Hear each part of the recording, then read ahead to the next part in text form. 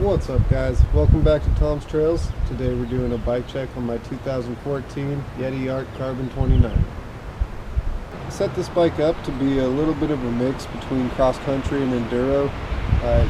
Around here you do have to climb a lot, but I always enjoy the descents, so got the short stem and keep it a little bit more slack.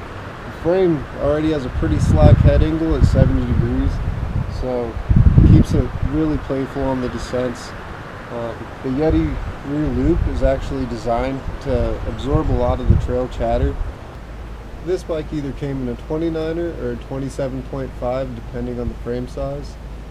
This is the 29er XTR build, so XTR group set, XTR brakes. I'm running 760 millimeter bars with a 50 millimeter stem. The bars are about a 20 millimeter rise with a 30 millimeter spacer underneath. This frame does offer direct mount for anybody that wants to run a 2x. Personally, I'm a fan of the 1x setup, so I'm running an 11 and 42 tooth cassette. It's a wolf tooth kit in the rear. The 2014 Yeti Arc Carbon came with the Fox Float 32 forks. It's 1.125" by 1.5" tapered steer tube. 100 millimeters of travel. They are adjustable with the kit.